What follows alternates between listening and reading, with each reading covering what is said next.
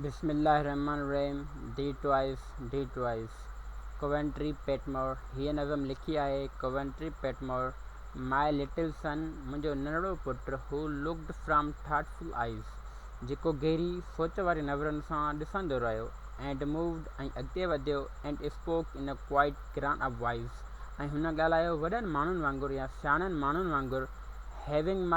My law the 7 time disobey, हुन मुंहिंजो चयो 7 दफ़ा न मञियो। आई एस्ट्रक हिम, मां हुनखे थप्पड़ हईं, एंड डिसमिस्ड, ऐं हुनखे हलियो वञण लाइ चयुमि, विथ हार्ड वर्ड्स, सख़्त लफ़्ज़नि सां, एंड अनकिस्ड, ऐं बिना प्यार कए। हिज़ मदर, हिन जी माउ, हू वॉज पेशेंट, जेका साबरीन हुई, बीइंग डेड, ऐं हुन जे मरी वञण जे करे।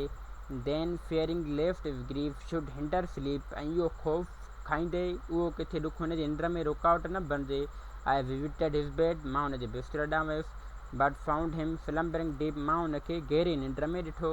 विथ डार्कन आईलिड्स, ढगियल अखियुनि जे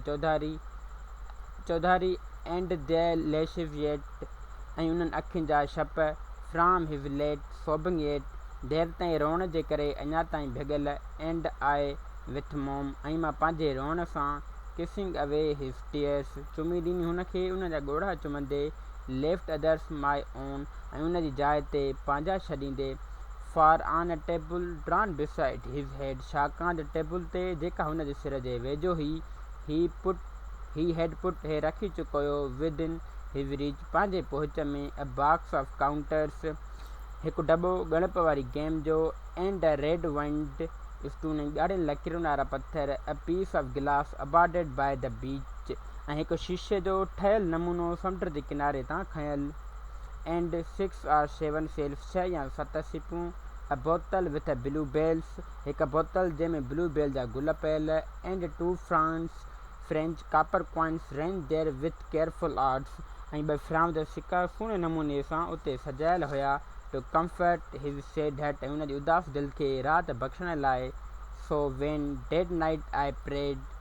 ऐं जॾहिं उन राति मां इबादत कई, टू गॉड, अल्लाह ताला जी, आई वेप्ड एंड सेड, मां रुनुसि ऐं चयुमि,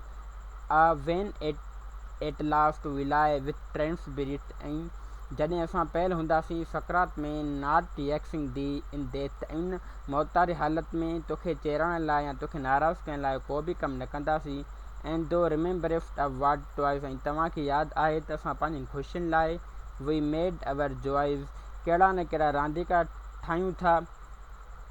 हाउ वीकली अंडरस्टूड, केतिरो न कमज़ोर सम्झियोसीं, दाई ग्रेट कमांडेड गुड, तुंहिंजनि हुकुमनि खे। देन पोइ यादि आयो, फादरली नॉट लेस, ऐं तूं कंहिं पीउ जे प्यार खां घटि न आहे। Then I whom thou hast moulded from the clay, मुंहिंजे भेट में जंहिंखे तूं बणायो आहे चीकी मिटीअ मां,